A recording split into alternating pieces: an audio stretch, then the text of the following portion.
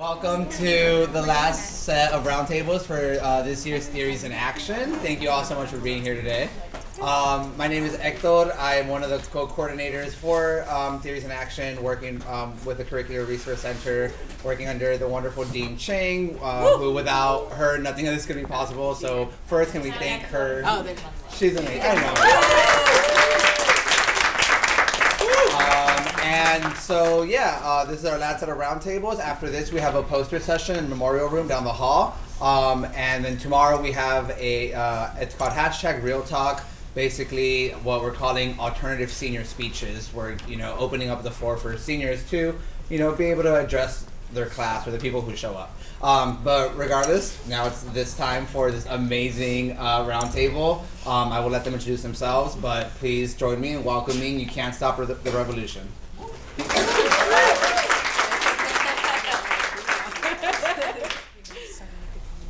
Okay, hi everyone, and welcome to our roundtable. Hopefully we'll be able to live up to some of the hype. But even if not, it'll be what it's supposed to be, which I think is a lot of the theme of what we've been working through this semester, right? So our goal here is not really to have a formal presentation per se. The course is supposed to be responsive, it's supposed to be interactive, so that's a lot of the ways in which we're gonna run this talk today. So we're just gonna run down super quick with some introductions and then just jump right in. So my name is Jessica Brown. I am a Black woman from Canton, Ohio, first generation college student, and I study BEO, or Business, Entrepreneurship, and Organization Studies. My name's Christina Lee. I study anthropology here at Brown. I'm a Black and Latina woman. I'm from Pomona, California. Hi y'all, my name is Naomi. I'm a senior from Houston, Texas. I'm a queer Black woman. I use the pronouns she, her, hers, and I study Africana Studies. Hey everyone, my name is Alyssa Rhee. I'm originally from outside of Denver, Colorado. I am a Korean American and Taiwanese American woman of color, and I study American Studies. Hey everyone, my name is Anshul. I am a queer Desi femme, woman of color from Houston, Texas, and I study ethnic studies and geography.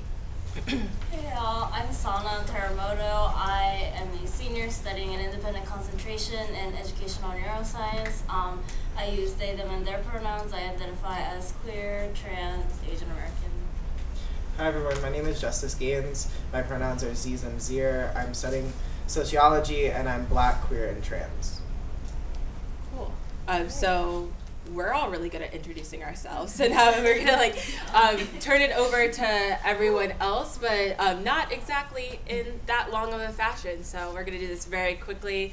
This is a technique or an activity that I learned in a presentation by Joshua Allen, who is an amazing queer abolitionist, queer Black abolitionist. All at once, I'm going to count to 3. I'm going to say 1, 2, 3, and everyone's going to say their name all at once. However you want to introduce yourself. So that's what's going to happen first. Does everyone understand what's going to happen? Wonderful. Okay. 1, 2, 3. Welcome. Thank you. And then on the count of 3, what we would like is for everyone to say the name of someone who has made it possible for you to be here. So you can interpret that in whatever way you want to. Do folks understand that? Give you a couple seconds to think about it. Okay. 1, 2, 3. Awesome. So now, not only are we all in this space, but everyone who's like made it possible for you to be here, we also want to like call them into this space and into this conversation and into this class. So we want to present and like talk through with y'all like proactive approaches to kind of dealing with some of the issues that we've faced or that we've seen in our past 4 years here. And a huge part of that is thinking about everyone else who has been a part of your experience and making sure you're actively bringing them into any conversation that you have. Ooh, oh no. Okay, so that's. Just give it a good go. Oh, yeah. So how did we get here? So that's actually where we're going next. So how did we get here? And so if you didn't know, the past 4 years have been sort of wild, tenuous at times. And our sort of time here at Brown, especially as like class of 2016, has really been punctuated by marks of activism, whether that was Ray Kelly or Veteran Rape Zero or Act for RJ or all of last semester, from the BDH to the Latinx student to the Day of Reclamation. Activism has sort of followed us during our time at Brown. And really sort of, it wasn't only happening at Brown, but also happening across the nation. So especially like last semester and the year prior to that, we saw Black Lives Matter get a lot more intense. We saw a lot of college start moving towards talking about these issues. And so that was also like sort of contributing to this environment at Brown. Yeah, and I think something that was talked about a lot last semester especially was the fact that we as students who engage in these a lot of activism, like a lot of times students don't really get credit or acknowledgement for the work that we do, and the amount of investment we have in pushing the university to be better, to like really change the university. So like for us, doing this GISP was like sort of our way of quite literally getting a credit for doing the work that we're doing, and sort of try to be acknowledged for the things that we've been trying to do. And we like definitely want to acknowledge that like the 7 of us who are sitting here, like we're definitely not the only people who've done activism on this campus. Like there are so many other people who've been involved for so many years, and that this is sort of like the way we did the GISP, and like the way we're going to talk about things is how we chose to sort of process what we've been doing for the 4 years. So it's not in any way, like we're not saying that this is the right way or that this is the way, or we're not trying to be like oppositional to any other way that people have been approaching activism, but this is just sort of like our way, and also acknowledging that like the 7 of us, we also have very different views and opinions about how we think we should do activism, or whether that's like politics or process or whatever, like we also have our differences as well. Mm-hmm. And another key part of what brought us to this space is the fact not only that we weren't getting credit and that these have been a really hard 4 years, but also that a lot of what happened last semester especially took a toll on folks' mental health in a variety of different ways. Especially, I personally had a lot of mental health stuff going on before this GISP. And so I think last semester, when there were so many different groups trying to organize, and sometimes there were a lot of moments of tension between communities that I think to other folks might seem like they're all one community, it really affected our ability to do the work as cleanly or with as much care as the work and we probably needed to put into it. So this GISP was an opportunity for us to take a step back and really create an intentional space to work through some of the issues that have come up for us. And we also really wanted to acknowledge that in physically sitting here, we're standing on the shoulders of giants. I've been reminded a lot in the past semester that being here, being alive and being in this university is an experience that people before us have fought for and literally died for. And we want to acknowledge that both in like people who have worked in this university and people who've worked outside of it.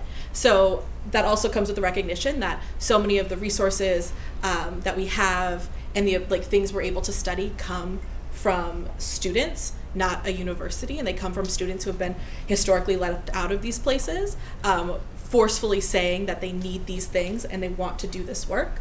And we just wanted to, for example, mention the Third World Center, now the BCSC, and Africana Studies and Ethnic Studies, and even more recently the Title IX office. So we're doing our work very much in the recognition that the things that we're passionate about are not things that came because the university gave them to us, they're because we took them. And thinking a lot about that, what we needed, I think, out of a class that would let us approach student activism as actually being not only influential, but really, really important in the way that the university seeks out change, was we needed a space where we could think about the ways that we are humans as well as the ways that we are students and bring those together collaboratively within a classroom setting, right? So thinking about the fact that we're not just students and we're not just responsible to the things that we set out for ourselves as students, you know, like making sure that we get our readings done and stuff like that. But understanding that, you know, we're also going to be affected by things like mental health along the way, and a lot of us are still healing. And so when we created this GISP, we decided that it would be a space for us to be allowed to be humans and to be students in a way that most classrooms don't actually allow you to put those two things together. And in that vein of thought, and trying to figure out when exactly this class would meet, because it is a GISP, we had to like put up on like a chalkboard when it was. I don't know why we didn't do a when to meet. But we did this like really old school in the BCSC classroom and like drew out a calendar of like when it was we were all available, and quickly found out that none of us were available at convenient times during the week. That is times after like 9 o'clock, like between 9 o'clock and like probably 6 o'clock throughout the week. We just weren't available to have class. And so we actually ended up having class between the hours of 3 to 5:30 on a Friday, which I think really speaks to the fact that we are really invested in this, and we were really invested in creating an atmosphere that was not just, you know, scholarly and academic, but also was a place that we could kind of hang out with our friends and discuss things that we really, really care about within a classroom on a Friday as seniors between the hours of 3 and 5:30 every week. So like there was a lot of intentionality going on with that there.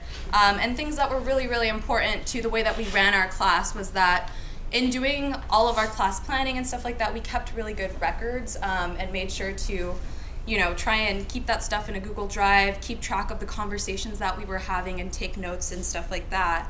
But that also meant, because it was a very student-driven endeavor, that we didn't really rely too heavily on a professor to guide us in the way that we did the things that we did.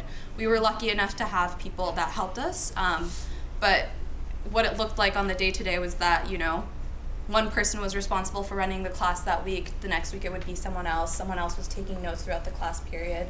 And so in that way, we wanted to distribute up power in a way that you don't usually get to see in a lot of classroom settings. And thinking about that as a way of approaching this in a little bit more of a revolutionary manner of approaching education and pulling activism into that education. Which is not to say that we didn't have the kind of faculty support that we needed along the process. Something that's really notable to recognize is that we had 4 faculty sponsors. They were all from ethnic studies, and they were all women of color, and 3 of them are junior faculty. There is like a written rule that junior faculty should never take on a GISP, because it is drawing them away from writing their books, it's drawing them away from teaching the courses that they need to teach in order to get tenure, become senior faculty, become people who are no longer a part of a leaky pipeline but solidified into one. But we had the great honor of working with Professor Nako Shibasawa, Professor Monica Martinez, Professor Elena Shi, and Professor Leticia Alvarado. And that's incredible that these 4 people signed up to be a part of this experience and a part of this conversation, but the ways in which they're individually able to sort of support us through this process is something that, even as everything was so student-driven, is really, really important to remember and think through. Professor Shibasawa brought a few speakers, got funding from the dean of the college, was able to sort of set up these conversations with alumni who had been involved in activism at Brown previously, and allowed us to create an archive out of these conversations where a lot of the work that these people did would have been lost. And that's partly why we did the GISP as well, is because we're trying to work actively against this idea of transiency that the university relies so explicitly on. Students come in, sort of learn the ropes, and then they're gone. They've left. And Brown has sort of operated as a way of students gaining some form of activist education, but as soon as we sort of understand how to do organizing in a way that's healthy and sustainable and not harmful, we have to leave. And there's a lot of relearning that has to happen. There's a lot of discovering of resources and a discovering of history that has to happen. And as a result, inevitably, we end up repeating a lot of the same issues and the same fights and the same traumas and hurts and pains that communities before us have had to suffer. So we've sort of thrown around cavalierly, I think, in organizing spaces in the past, that if we look at the 1968 demands that were written by Black women who walked out of Pembroke campus and protested their own marginalizations, a lot of those things line up with contemporary demands that we have now. But actually reflecting on that is so staggering. It's more than 40 years and we're still fighting for the same things. And that's really because the university is operating in a way where it's able to dispose of students in the same way that we recognize state disposability, that we recognize disposability within activism, within community organizing. So building an archive, working with people who have historical memory, so professors who've been here for way, way longer, working with alumni who are here in like previous ways of activism. All of this has allowed us to build an archive and actually directly contest this idea that once we're gone or in the process of leaving, we can't contribute to an actual memorialization of the work that's happened here. Awesome. So now we've just talked a lot, so we're going to get you all talking. Welcome, welcome. We really want to, I don't know if this is clear yet or when it will become clear, but just to make it clear now, even if that's someone else's line, is that this, one of the final products of our studies and of our reflections this semester is a actual physical course that like will be taught here at Brown that will be able to like live on some of this memory. So within like the formation and the thinking through this course, we want to think about like how is it different from other courses or how can it be different. So to prompt some of that reflection, we want you all to think about what are roadblocks or challenges that you face in working with the university institution, given ways that your multiple identities affect your perspectives or experiences. So I think a pretty easy way to digest all of that is to kind of pair up with someone next to you or 3 people next to you and kind of share with each other first, and then we'll take a couple of responses from the group. So we'll give you a couple of minutes to digest and start off some of your initial thoughts.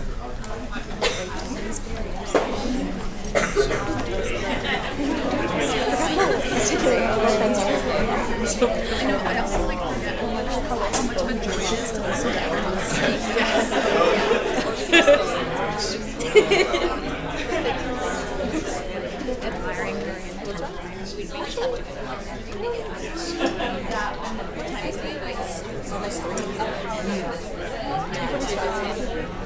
But I think we would also only listen to that. Yeah. And I think we intended this to be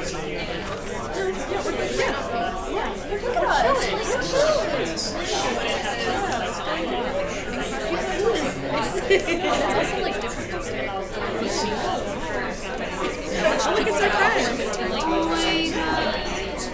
Great time for them to enter.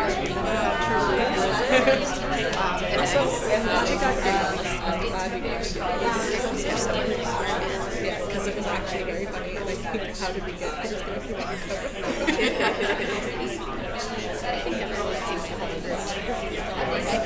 it was very funny. I'm like hoping everybody was able to see the song. Yeah, I think for a second, but it's okay because we know that. It was also how hard we laughed yesterday.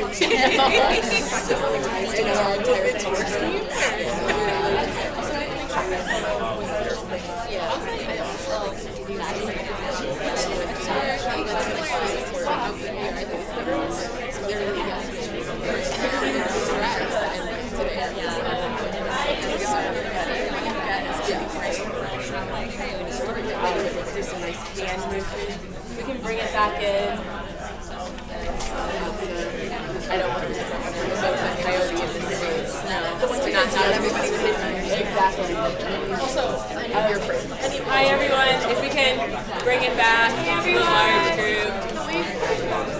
Hi folks. We're going to bring it back up here if we could get everybody's attention. Awesome sauce. I'm glad that actually opened off. Okay, wonderful. Just a couple of sharing, lots of chatter, lots of thoughts. So if anyone wants to share, and I don't know if I said this because reading. Oh, but it's up there, university or another institution. Okay, good, covers my bases. I'd like to share. You all were chattering, so someone has to be able to say something. No pressure. Also, we're very comfortable with silence. Yes.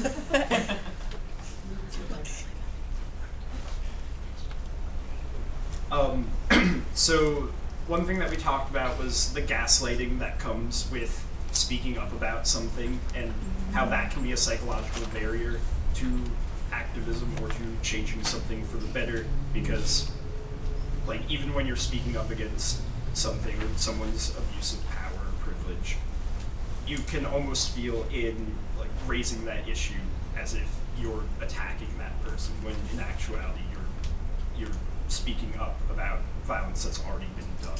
So working through that and has been a challenge for me in my master's program and also in my undergrad time here.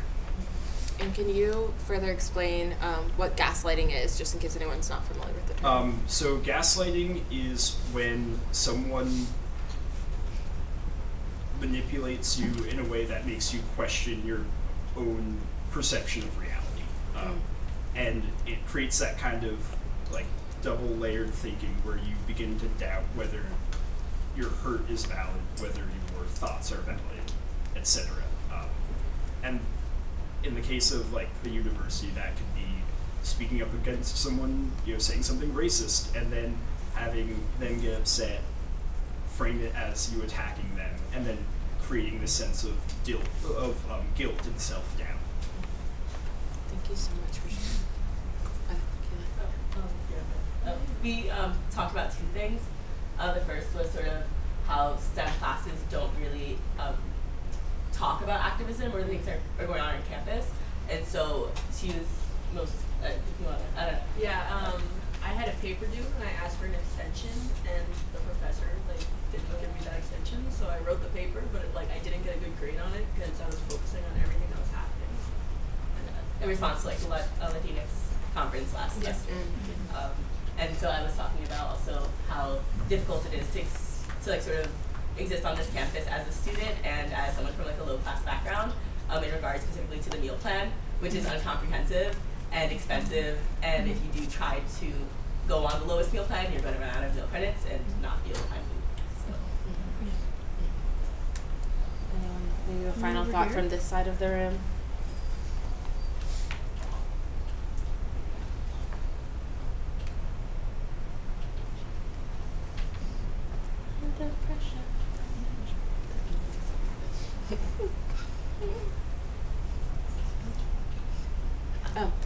I guess I was thinking about the ways that being in an institution that was not designed specifically for someone who looked like me, as opposed to maybe the rich sons of white forefathers, and so having to learn how to be creative and sort of carve out a space for yourself that is tailored to you in terms of academic interest, and also just in existing as a person and learning to navigate resources and having to be just very scrappy and strategic and pinpointing all of these things that you do because no one else could fully give it to you. Thank you all for sharing and being vulnerable in this space, especially not knowing everyone. It takes a lot, and we appreciate you trusting us enough to do that. So a lot of those similar things are things that we came into the class just first class, let's just list everything, with all these issues. And so we began to think on the question of how can this be understood through a course. And how can we understand our experiences and use the tools around us? What tools are available, and how can we use those tools to imagine a better future? Shout out to a wonderful panel earlier where folks were talking about magic realism and Afrofuturism. So it's a little bit of that, but in an academic sense, I think. And I didn't make that connection until I went to that. Wow, look at that. Oh. Yeah. It happened. Okay. So we want to thank some of the folks who were like involved in this process. There is a lot of folks. Many of these people are people we saw this semester or last semester. Incredible.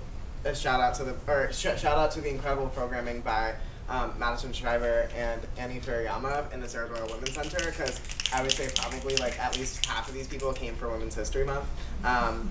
Also, to point out some people, so Tina Park, Eddie Cleofe, Simon Liebling, and Malcolm Shanks were all students here or were here at some point, and they all came to our class and were all extremely helpful. Malcolm Shanks particularly pointed out this concept of abundance that we'll talk about later. Also, some other folks, Juno Diaz was talking about putting down the whip, so these are concepts we're going to go over. Loretta Ross talked about intersectionality as a process rather than a goal. And then I think it was Simon, right? Simon Liebling was talking about ideological purity, and we're going to talk about that a little bit too.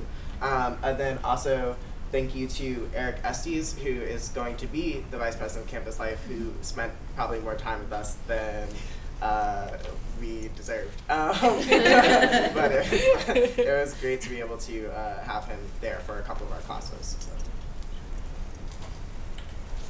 Okay, so to talk about some of the things that really influenced our thoughts for this GISP, like we're gonna go over some of the things that we want, like that were particularly important. So the first one was putting down the whip, which was from Juno Diaz's talk at the towards the end of last semester. For those of you who weren't there, it's basically this idea that like a lot of us get to this university because we have this like internal whip that we like keep. We are like really hard on ourselves and like take on this like self-abusive behavior to get here, and we're sort of rewarded for being so hard on ourselves, and that we need to really stop doing that and to like really find ways to be generous with ourselves, with each other, and to really like for this work to be sustainable, yeah. So the next thing that we touched on that I think for us was really punctuated last semester was the concept of ideological purity, which again was introduced to us by Simon Liebling, and it spoke to a lot of this idea that I think especially in activist circles where folks are studying about these things, it's present in everyday lives, that there's a lot of priority given to whose ideology is the most radical. Malcolm Shanks had put it as like a competition for America's Next Top Radical.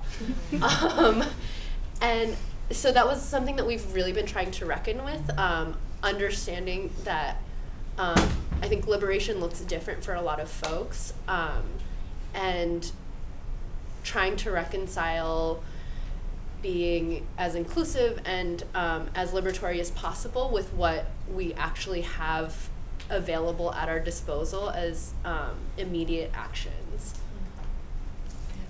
And I think really serving that understanding and working through that idea, Loretta Ross in her talk was very clear in thinking about intersectionality, so the idea of intersecting identities that all compound to create an experience.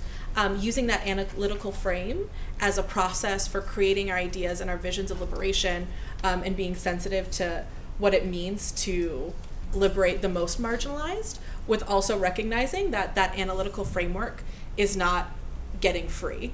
I think especially in the past few years, there's been a lot of building knowledge and use of the term intersectionality. And I even remember when I first read Kimberly Crenshaw, who coined this term, when I was like a sophomore, and it just entirely opened up the way I knew myself and I saw structures around me, and that was such an important moment to me. But making that, like having that moment of recognition and learning to like structure spaces and recognition about intersectionality isn't our end goal. Our end goal is, in Loretta Ross's term, human rights, and it's making a better place for ourselves. So I think the idea that intersectionality is not our end goal, but our process in creating a better place, was one of the more significant things that we touched upon and really want to build upon. Another one of these concepts that really came up and I think changed the game for us a lot was like this idea of abundance, which is like a word that is not, you know, we've probably all heard of this word before in our lives, but I think what was particularly important about this word was the way that it was introduced to us. So it was Malcolm Shanks, who was an alum of Brown University, that came and visited our class. They came in and they did, you know, they talked through some things with us regarding transformative justice and asked us these really pointed questions about our own experiences here at Brown and the way that we'd been going through some of these things here. And they really they really got to the point of what it was that we'd been experiencing last semester in a lot of ways, which was this issue of like material conflict, which is when you're fighting for resources, versus like symbolic conflict, which is like kind of when you're fighting for recognition, and the ways that some of that stuff was playing out among different organizing groups on campus last semester, and was really kind of tearing us down as people trying to go through that process last semester. And so what they said, and kind of how they explained this term to us, was that when there is no scarcity of material conflict, when there's no scarcity of symbolic recognition, that's when you have abundance. And we call that abundance. And so what they asked of us, what Malcolm asked us, was when are times that you felt abundance at this university? And for us, I think that was a really reflective moment for us to think about, have we felt abundance at this university? And I think one of the things that came up in our discussion was, yes, we have felt abundance at this university, but we felt abundance at this university amongst each other. And so taking that and understanding that it was our communities that we built ourselves, not something that the university had given us, that made us feel abundant. We started thinking about how it was we could bring this into a classroom setting, how it was we could give people the tools to think about how to make abundance exist within the university and within a classroom for themselves as they work towards their, you know, a more diverse, a more inclusive university. So to sort of jump off of that, we're going to be running our first class for y'all. So welcome. I know it's shopping period, so if y'all have to leave early, we have about 10 syllabi that we have out. Be sure to share with your neighbor. We do not have an abundance of syllabi. That's true. It's because we don't have abundance of material resources. Yeah. Printing minimum. We're so excited to have you all here. It's our first time teaching at Brown University.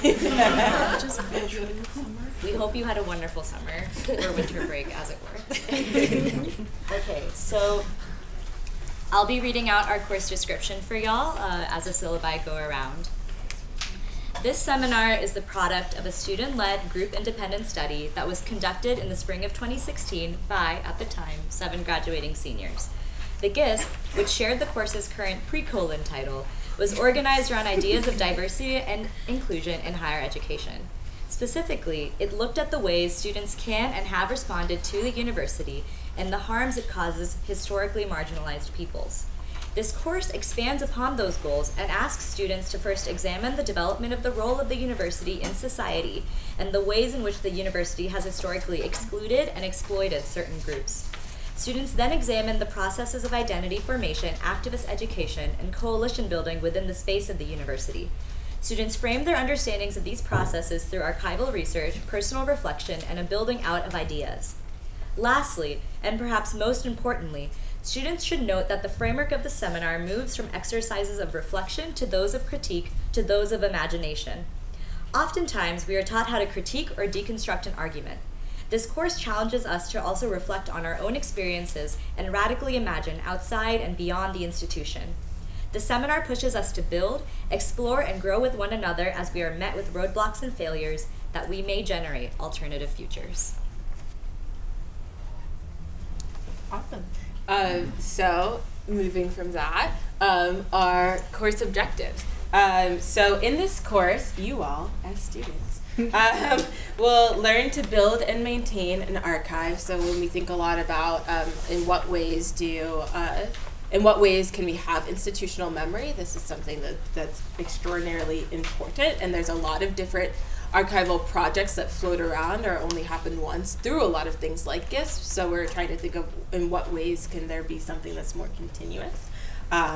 In, again, following models of a lot of folks in ethnic studies and Africana who have done some of that work already, to develop critical intersectional framework for diversity and inclusion. 3, reflect on, critique, and imagine institutions and institutional transformation. And lastly, examine the process of acquiring an activist education. Students are also going to reach these objectives through various forms of text, both traditional texts and also alternate archives, especially those created by student activists, including at Brown.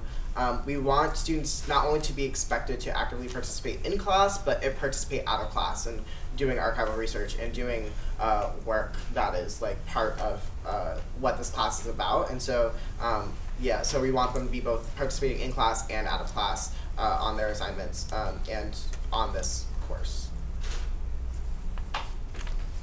And with this class being a course that is thinking about how to be like anti-oppressive and how to be really how to create spaces that where students can be vulnerable with each other and like reflective of their experiences here.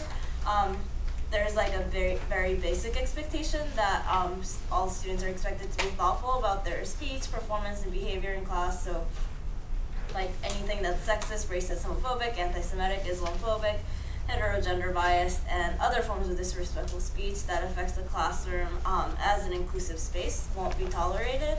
And will be addressed accordingly. In other words, don't be an a-hole. It's kind of the very shorthand of the expectation, and really setting that at the very beginning of the class so that students know what kind of space they should be expecting. So now we're going to run through some of the course topics. Again, the course will run from a more reflective space to one that is more generative towards the end. So we begin obviously with the university and understanding not only how universities exist as places where students are and are learning, but also as places that produce knowledge and produce people who go out and exist beyond the boundaries of the campus. So understanding the role of the universities, the academy, and knowledge production in a post-9/11 and a so-called post-racial era is really important. And we also want to grapple with the ever-changing role of diversity in higher education and what kind of labor gets put into that, in achieving that diversity, and also creating these inclusive spaces within the university and what the broader implications of that are. So in the next unit, we intend to think about solidarity and identity. So both identity in a very personal framework, using a number of different like racial identity charts, looking to Kimberly Crenshaw's different writing on intersectionality, but then also working to complicate identity, to think about the ways that identities, social identities are often constructed. And then also thinking about the way we understand identities, the way they've often been put into conversation with one another, can challenge us in building solidarity and working with one another. So we also look to Kathy Cohen, who thinks about queer politics and understanding the ways in which we can organize in relation and think about ourselves in relationship to power, and a power that's ever moving, so instead of just static identities. And along those lines, what we're kind of thinking that students should learn how to do is engage with their own power as being associated with the university. So being associated with a university in general, and with this university in particular, comes with the fact that we are endowed certain powers as being part of something that is so elite. And being that we are situated in Providence, which is home to many different types of people, including lots of marginalized people, we ask that students engage very critically about what it means to be given this position of power, and what it means to organize and think very critically about our role within the community and working with people in the community, and thinking about the way that our activism around diversity and inclusion should kind of be in conversation with some of the things that are going on in Providence itself, and it shouldn't be siloed on the Hill. Next, we're going to think through activism and institutional change. So again, this is where the living memory and archives can really come into play. We would want for students to be thinking through a lot of the examples of ways in which activism has directly led to institutional change. So again, getting at the heart of the idea that nothing's ever been given to us, and like it probably won't ever be until there's some actual like cultural shifts and cultural changes. So thinking about the relationship between activism and tangible changes, and how we can connect those moments of activism to institutional modification, and then how can that continue and again like healthier ways. And then, so if you don't know this already, education is never objective. There is always a purpose to education. And so we really want folks in this course to think about how do you build education and build curriculum where our identities and our lives are not tangential but essential, and how do you build sort of education and curriculum out of our experiences and out with us in mind from the very beginning. And so what does it look like to have pedagogies that reflect and represent marginalized communities rather than treat them marginally? And so that's hopefully what we can do in that class, is hopefully building that space. And another thing we're going to talk about is love. And what does it mean to have, like, what is the role of love in the fight for social justice? Like, what can love, what can the process of, like, building communities, fighting for justice, like, resistance, like, look like when it's rooted in love? Yeah, like the idea of finding love in a hopeless place, and and like Naomi said this so beautifully the other day about how we need to learn to find love within the institution, but not from the institution. So like figuring out like what can love do for our fight for justice? And Bell Hooks has this amazing piece about like love is the practice of freedom, and so we're going to talk about love.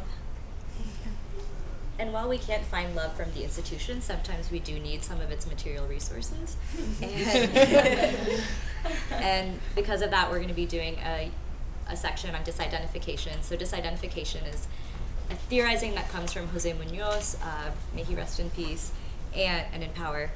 And it sort of comes out of this original theoretical context of what does a queer black woman do when she's reading Frantz Fanon, who has written who wrote incredible work about negritude, about being racialized, but at the same time was like incredibly homophobic and had a lot of gender bias within the work that he was writing. So how does one read a text and simultaneously be with and against the text? We want to expand on that notion of disidentification, so simultaneous identification and departure from a text to look at the role of the institution as a whole. How do students disidentify with Brown? How do they have a theoretical working to understand what that can look like, and how they don't need to be so hard on themselves, as we were talking about earlier, in the context of putting down the whip. Disidentification offers a really useful way of being able to put down that whip and understand that just because we have a lot of gripes and problems and violences associated with institutions, that does not mean that we aren't people who have material needs. And then the last section on our syllabus is outcome-based organizing. And so what happens a lot with organizing, especially like in our day and age, is that it can be organized around identity or a specific axis of oppression, but sometimes the organizing doesn't always focus on what outcomes you're looking for. And so we really want to challenge like students in this class to reorient their idea of organizing to like the outcomes that they want to achieve, and sort of what is it that you're working towards in this moment. Are you working towards sort of like relief for folks who are currently living in an oppressive system? Are you working towards the dismantling of a specific system in this moment? Those are like more broad goals, but like how do you do those things? And so we really want to challenge folks to imagine what liberation looks like. Not just worry about the current state that we're in, but actually imagine those futures, actually build those futures, and give them strategies to start building those futures and to start working towards that, so it doesn't feel like, you know, activism is just this place where you're sad or you're upset all the time, but really thinking about how can we move towards what we want to see. So if this were an actual first day of class, we would also sort of think about what it is that bring each student into that classroom, like what so like asking the question of, so what brings you to the table and what experiences do you bring to the table? So it would be really to just to get a sense of where people are coming from and to really understand what each person in the room might need from each other throughout the course, and what people are looking for, I guess. It would be really great if we could also do this question. So should we do a large group share? Yeah. Yeah. If maybe a few folks would like to share what brings you to this class and what experiences do you bring to this space?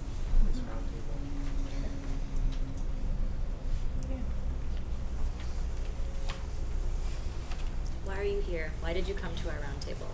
That's a good way to ask too. If not our class. Yeah. Hope you come to our class.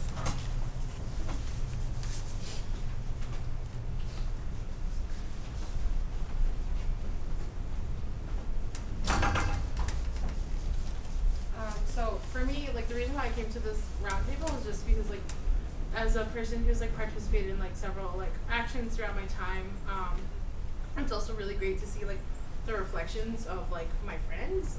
So like last semester was a very hard semester, and so like from this GISP, I'm from like this space in general.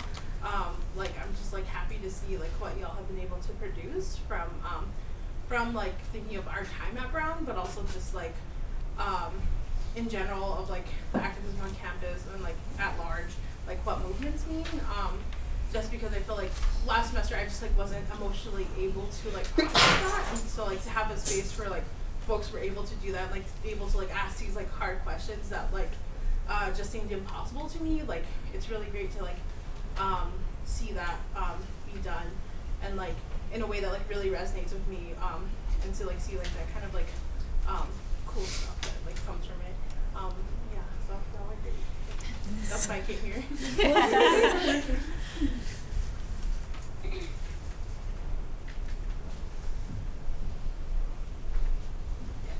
Well, I'm going to be here for the next 2 years, and I think it's really important to learn from the seniors and like what you guys have done. So you guys have done like, a lot of really amazing work, and so that's mainly why I'm here. Also because like navigating this campus is hard, and I respect the opinions of those who come before me.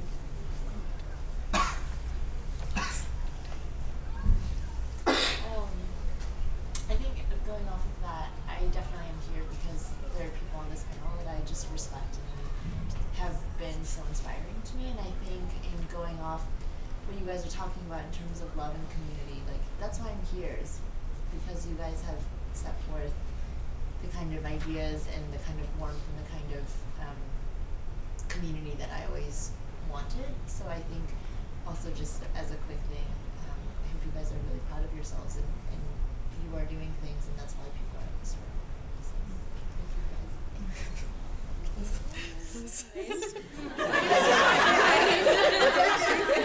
Is that what we asked for?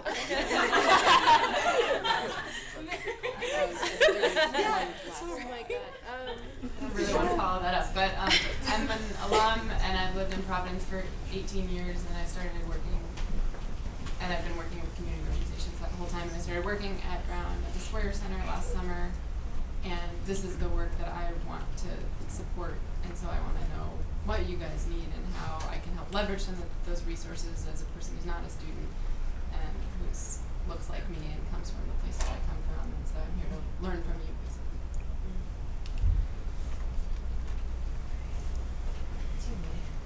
My name's Jory. You can contact me anytime.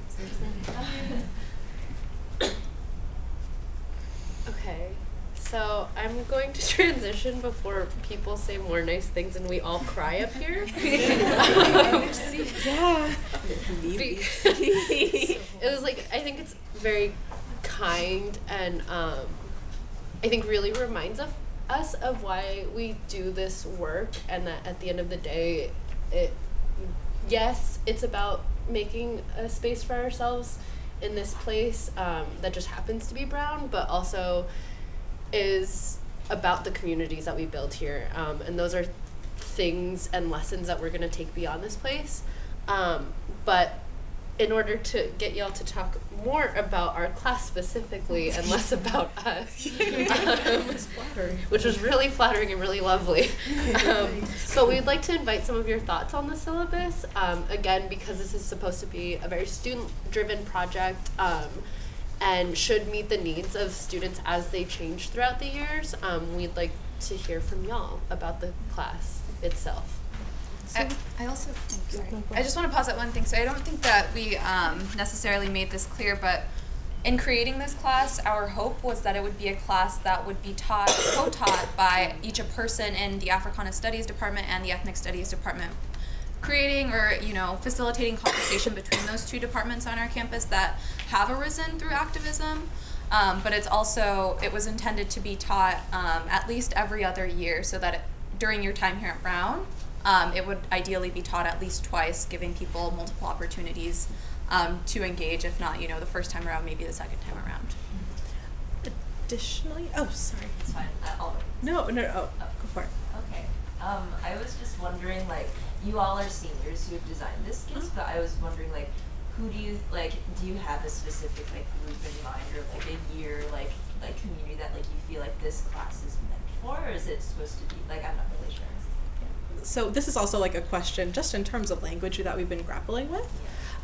So it's definitely not intended to be a first-year seminar or a sophomore seminar, not meaning that we don't want any sophomores in it, and that not necessarily that we don't want first years in it, but the idea is that it also builds on reflection. So we're calling it technically upper level, but I think the goal is essentially people have thought and worked through some things, bringing a number of different ages and experiences and concentrations to the table.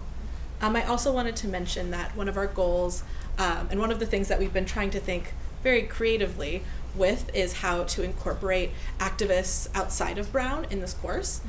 We've talked to a number of professors who have thought about ways to collect resources and connect to people who want to teach these things, who want to talk to Brown students about these things, but then can also be compensated and recognized for that labor.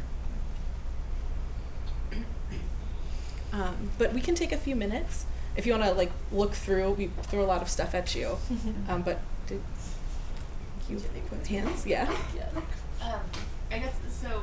In terms of asking about the syllabus, a question I have is, I think going off some of what you said about disidentification and departure, and also with the idea of the master's tools will never bring down his own house. How do you understand working through the university and creating a university course and just negotiating, maybe in your own mind or maybe in designing this, when you're talking about the university never gave us anything, but it also brought us together and we're here, but we need their resources, but we're going underneath them, but we're also going through them. I don't know, can you guys just talk about that, because I think it's something that I also have a lot of trouble grappling with. So I'll expand more on this later, of these often really contradictory feelings that can crop up, especially for folks who feel like a lot of the work that we're doing is counter to the university, which in a lot of ways it is. But I think especially we wanted to bring in the master's tools as a way of framing what we're doing, because to us the master's tools speaks a lot to the ideologies that are often taught to folks. So thinking of the master's tools as these very dominant ideologies that are passed on to people, and how those will never be the things that will get us towards liberation. So a lot of this imagining radical futures and radically generative ideas is what the kinds of tools that we want students to walk away from this class with. But it is really contradictory a lot of the times to feel like the university never gave us these things and we've always had to ask for them, but we've also been able to carve out our own spaces within the university where we can get the things that we need, but that's always been done by students. And Fernie Choi, who's also an alum of Brown, has this beautiful poem where she says, "I don't mind taking things down brick by brick as long as we keep our eyes fixed on the blue sky behind it." So this idea of having a radical future to envision, but working both simultaneously incrementally and revolutionarily is really, really important to the context of our course. And also people's capacity is super important to think about too.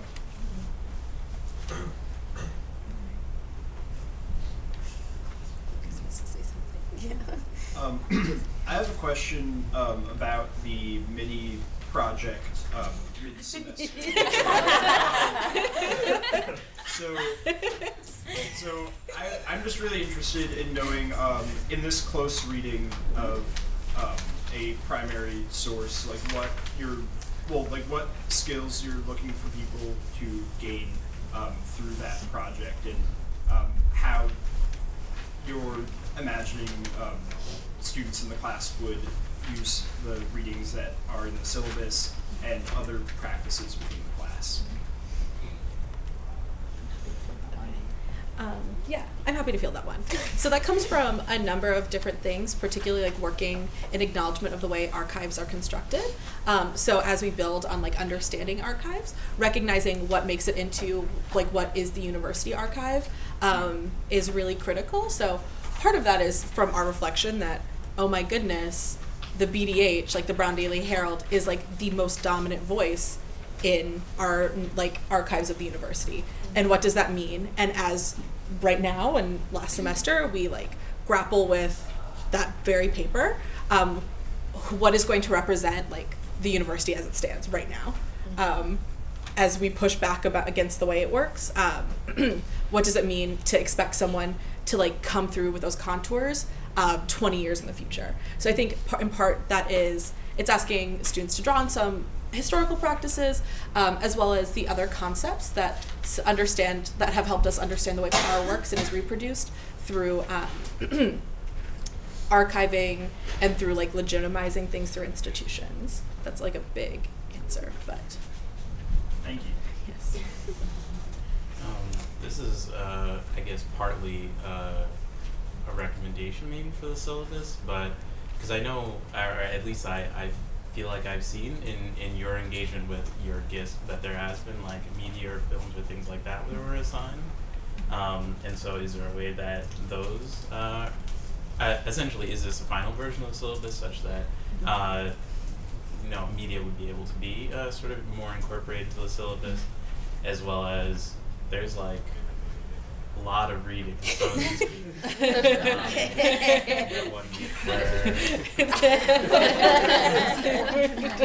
Yeah, I, for example, don't think I'd be able to read the entirety of This Bridge Called My Back and also a Bell Hooks essay. And so, do you have, in the sort of more final version of the syllabus is going to be like recommended readings from like these weeks so that professors have more direction, or whoever it is who's teaching it in 2 years has more direction on which are the most important things you want them to get out of. For example, This Bridge Called My Back, which has like a lot of essays, some of which I don't even personally like, but like, I feel like, yes, this is not the complete final version. I also think in this one we might have left off page numbers and things like that. Yeah. Which was an intentional decision. Yeah. This is not the copy that you all have in your hands or don't have in your hands right now is not exhaustive by any means, and we should point out that we organized it in units and not broken down week by week because we expect that there are a lot of readings in there are a lot of things, but we expect that the people teaching it will pick and choose things, will switch some things out, in the hope that they preserve the essence of what it is that we were trying to get to and breaking it up in these units in this way. So last question, and then we're gonna try to last two questions. Three. Oh, God. Three more. Four questions. Well, yeah, I guess as well, like, maybe recommend, I've taken like 2 Africana classes with Professor Keisha Comperi, and so one thing that I do love about her class and that I feel that has been super helpful to me is like, that one, she does have recommended like readings that you can look through for that week, because like it's bad readings that she always assigns anyways, but like there's just more now recommended that I can like send them back to in the summer or whatever. But another thing is that she brings like people that are doing that work into the classroom, so getting advice from them has been much more helpful than like reading like the theoretical things that I probably don't even really understand. understand and have to break through. And so like I think that's something that maybe like bringing back classmen, bringing back folks that like have worked through these things would be super helpful, I think, to folks. And so I don't know, maybe that's a recommendation. Get like that funding that departments get or something. So, yeah, 2, 3, 4. Yes. Hi, thank you. I was wondering how you have thought about community accountability, both as like a course subject and like within the actual class, and thinking about like community accountability mechanisms that can hold like the perpetrator or whoever accountable, but also doesn't, I think, like embody a carceral logic that encourages people to, you know, like isolate a person or exile them like from the class or from like friends or like whatever, and how you like got through that. So I think I can take that one. Something that could work and something we've been thinking through is how we've held each other accountable within the space of this GISP. Many moons ago, at the beginning of the semester, we made sort of a spreadsheet, and it has who is going to be responsible for taking up some portion of presenting or leading the class that week, but also recognizing that people go through things, and sometimes if that person is not able to do their work, they can let us know, and we can hold them in the expectation that if someone else is like not able to do their work that week, there's like a similar reciprocity that happens from that person. And for us, that's been very successful, but at the same time, I think we have a particular trust and community we've built with one another over the years. But there's a hope that that can sort of be created throughout the process of the GISP, of the class. And sort of to your point specifically about carceral logics, I think that's something that we've thought about a lot, especially after talking to Malcolm, is not letting people become their mistakes. And this idea of, you know, the state like literally imprisons people for their mistakes, and looking at our class as a framework of transformative justice rather than symbolic change, and allowing people to understand that there's a space in which they can be human, but that they have to let others be human too. And so if people need support, there's going to be clearer communication between professors, between other students, and it's going to be a more collaborative space, but there's an expectation if somebody else is also feeling that way, there's reciprocity there. And I think it also gets upon like the love, like the love piece of it, and that like when working through these things with love, mistakes can be made, but we are able to like both own and like really like truly apologize for some of the things that like have happened or like have been done that are harmful. So one, like in naming those things that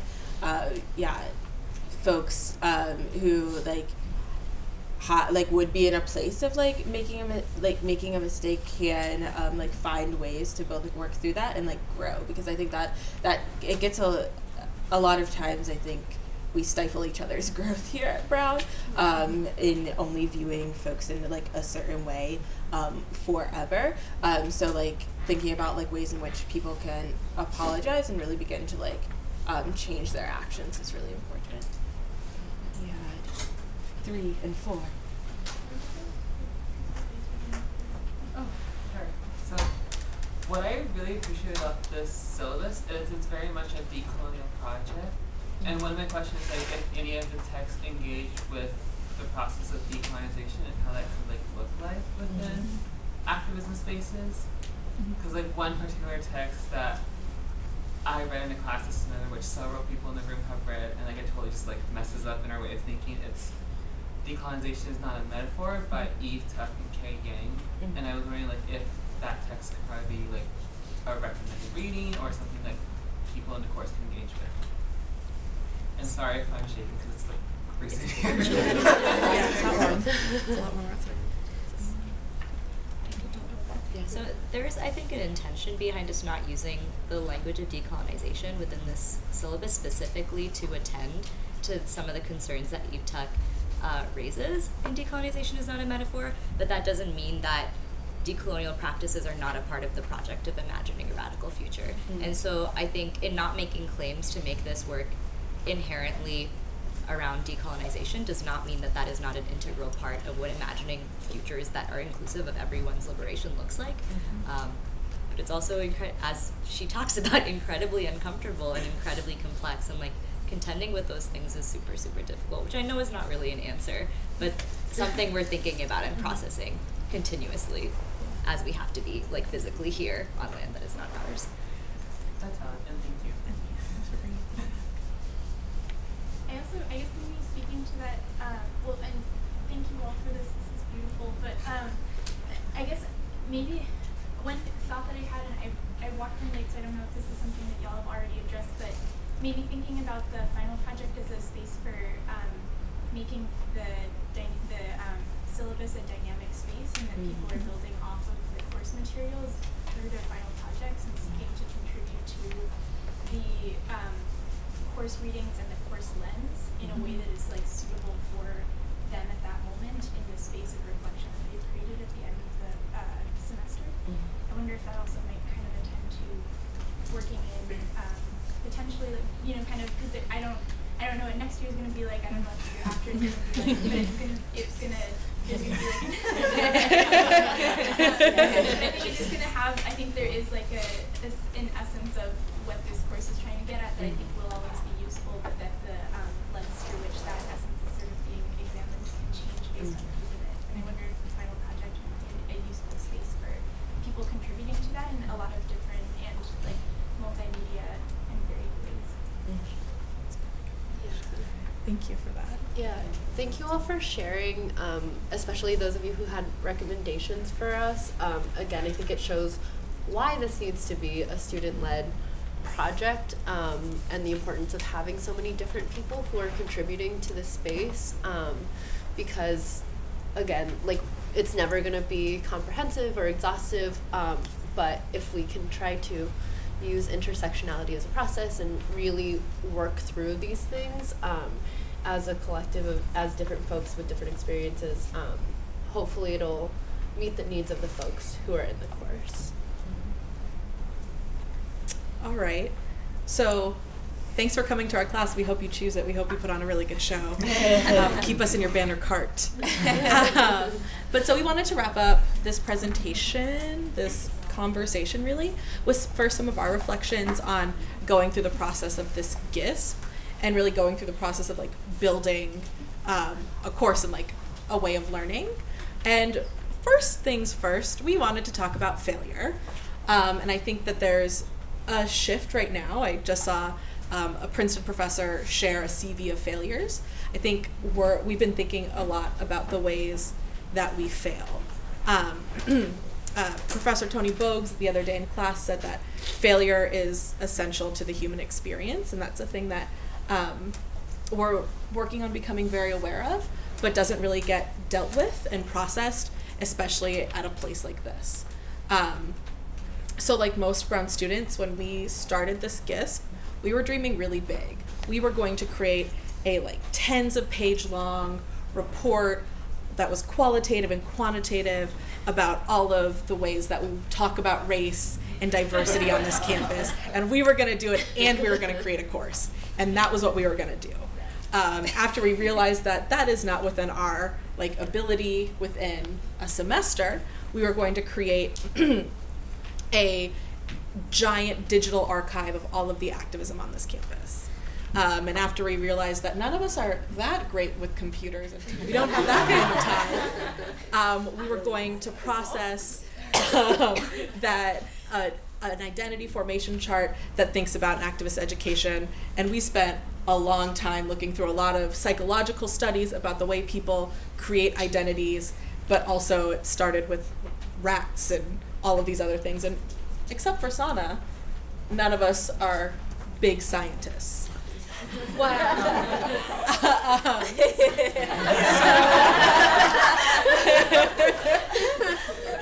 So we thought it was really important to call in the fact that this is not what we thought we would get out of this course, but that this is what we could get out of this course.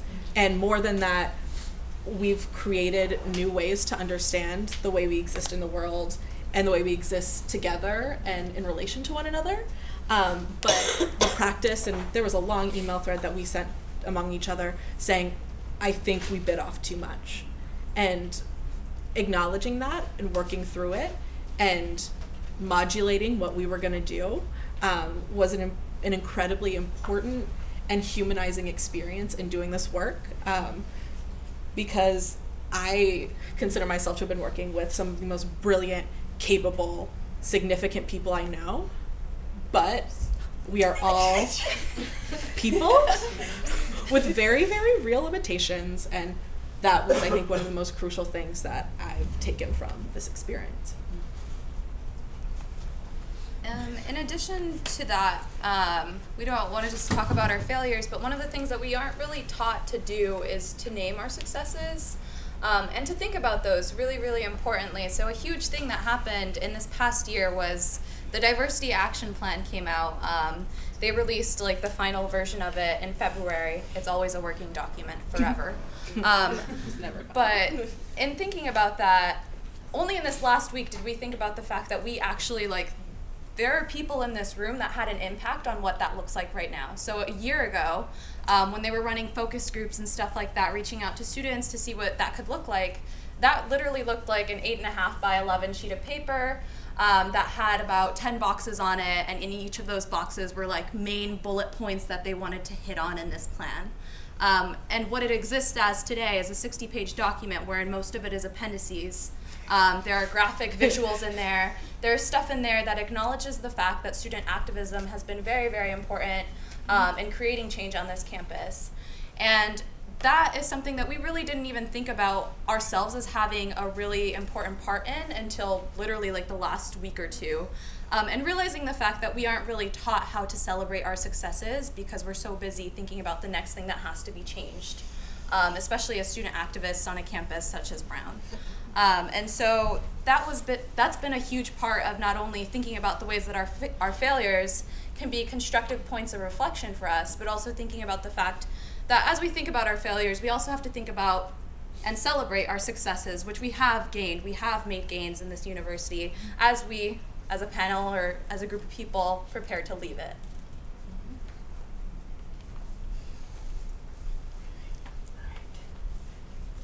All right, so we did things. We did a lot of things. Why haven't we internalized any of this? Why aren't we feeling on top of the world, as it were? One of those reasons is that the university doesn't acknowledge student activism as hard work, as valid work, and which is quite ironic because it literally, we're a part of its marketing campaign. So Brown is seen as this liberal progressive institution that brings in and uplifts the voices of student activists and is all about its activism, all about its organizing that happens within students. Students are such an important voice here. And we are, but we are in spite of what the university does to us, and in spite of all of the things that sort of come into actually doing this work.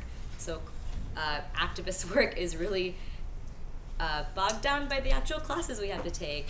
We are students here, and it's a little bit absurd to think about the ways in which we are, so much is demanded of us as being students and activists simultaneously, but needing to be activists in order to be students. And so our experience as students is directly contingent on us stretching ourselves way too thin in order to change this institution in a way where it can cater to our actual needs. But the university will not acknowledge that as valid work unless it is to paste up in some HuffPost article somewhere the incredible work that students do while simultaneously not giving them extensions. Emily's gone. Turning this way. Or what have you, the small things and the big things, right? Not increasing financial aid, things like that. Yeah, we've gotten accused to speed it up, but not really want to do that because I think that this is a really important piece, especially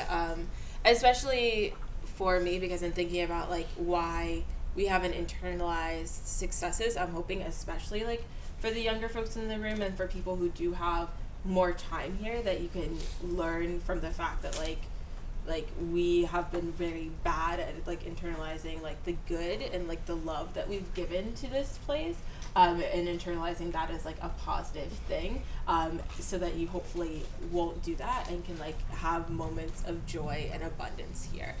So one reason particularly that it was hard for me to internalize success is I didn't see it translating into communities like mine and like where I come from. So like I said earlier, I'm a first generation college student, and actually a lot of my family are friends with me on Facebook, which is a fun experience.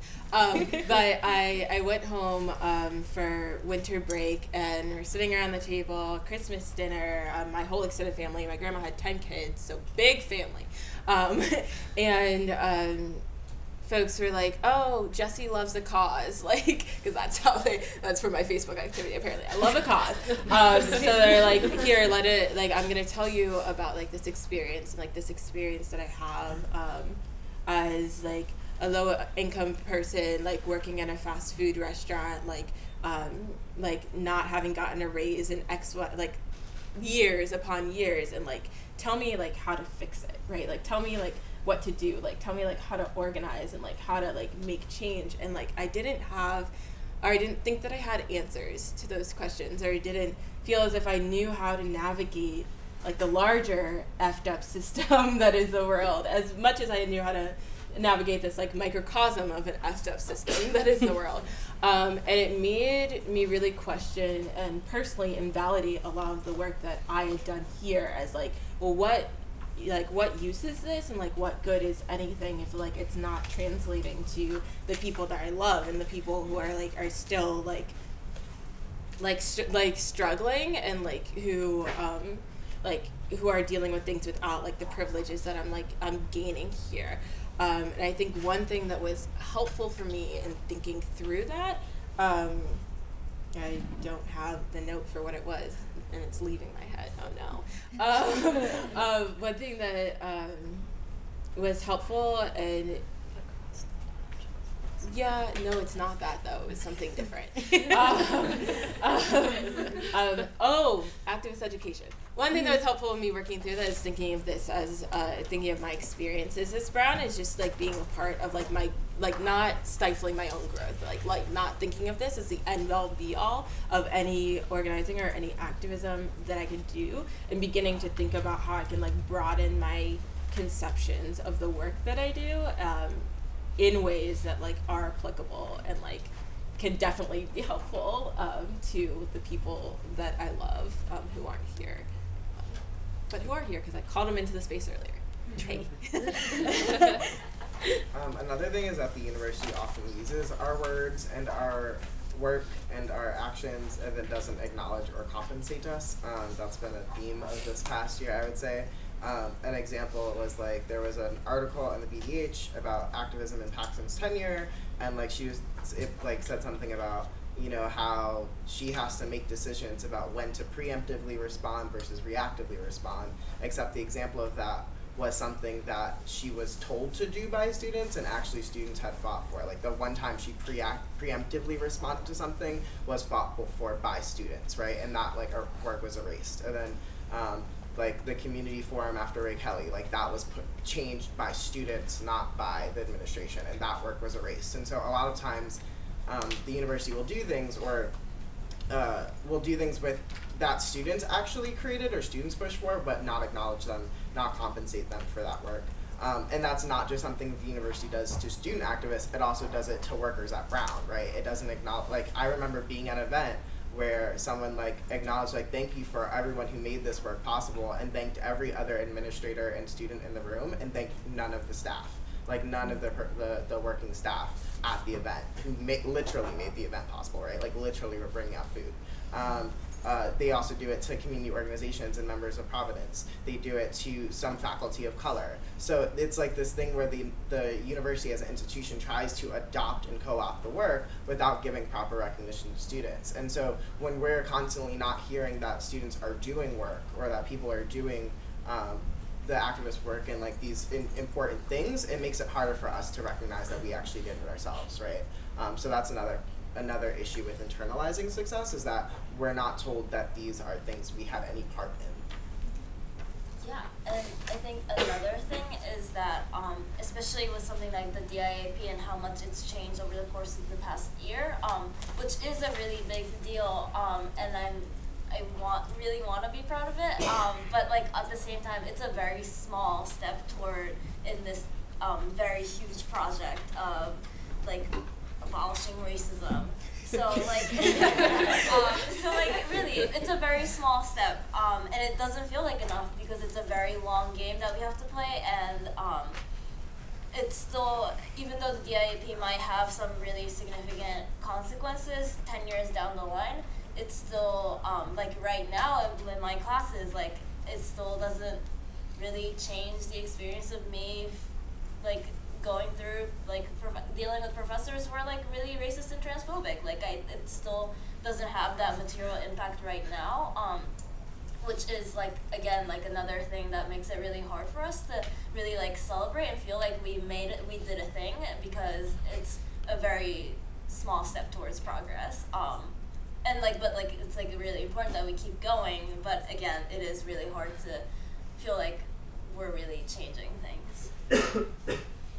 And another thing that I think is implicit in what a lot of folks have said, and also that we touched on earlier with a point that Jenny brought up, is how conflicting a lot of this work can feel working within the context of Brown, which is oftentimes a very imperialistic institution, especially with regards to the way it treats the Providence community, Native communities around this area, and historically the relationship that Brown has had with marginalized communities.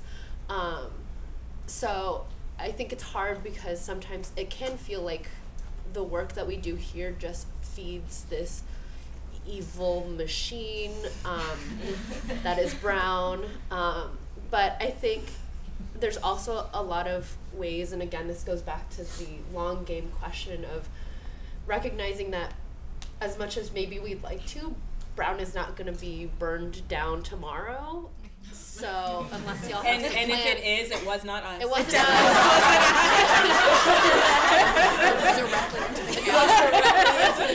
It's on the record. It wasn't us. So I think we've been trying to reconcile a lot of feelings of like, this is a very particular space to do the work, and it's not going to at all be the end of the work for a lot of us, but that we are trying to make spaces like this, which can offer a lot of opportunities and material resources to folks in the interim until someone does something more big and revolutionary, and it wasn't us. If it happens tomorrow. And really building on the things that Alyssa just said, one of the really hard parts of doing this work, especially last semester and just in general, is the way that we are not only in a tense relationship with an institution that sometimes feels all-consuming, we're also at odds sometimes with one another. And so interpersonal conflicts and disagreements within organizing spaces are really hard. I personally am a very delicate flower and do not like conflict. I will name that right now.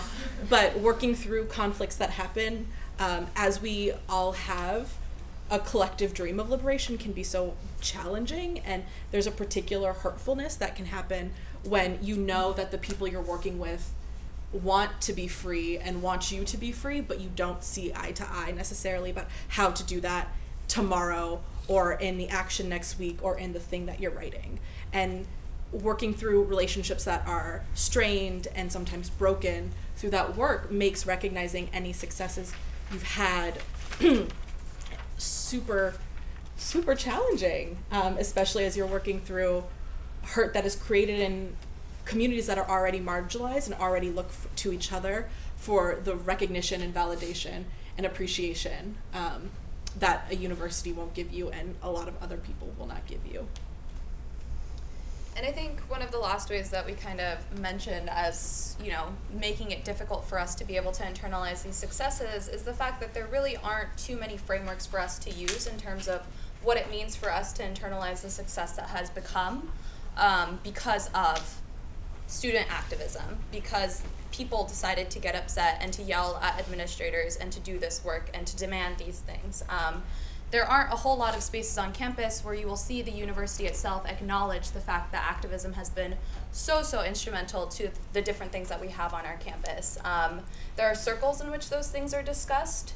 I think informally, a lot of the reputation that exists around Brown University is that, you know, there's a lot of student activism that happens here, but when it comes down to the things that the university puts out in terms of its image, we aren't really a part of that in terms of the activism that we've done to create the changes that have been so meaningful, right?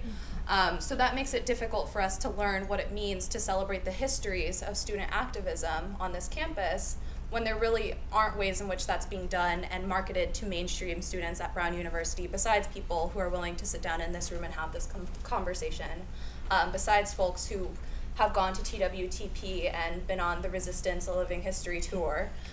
So these are things that make it very difficult for us to be able to internalize our success, is that we can't see the successes of predecessors in the histories that the university puts out, in the narratives that the university puts out and portrays of itself.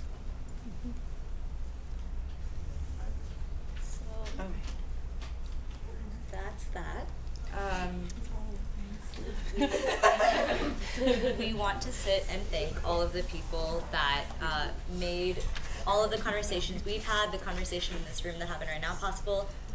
I'm going to be reading out all of their names because I think they deserve that. Professor Naoko Shibasawa, Professor Leticia Alvarado, Professor Elena Shi, Professor Monica Martinez, Dr. Colleen Danaher, VP Lisa Cariagolo, Paige Morris, Manuel Contreras, Anne-Marie Pont, Joshua Segui, Anthony Mam, and Jay Isang. Thank you all so much. And thank all of you who came today.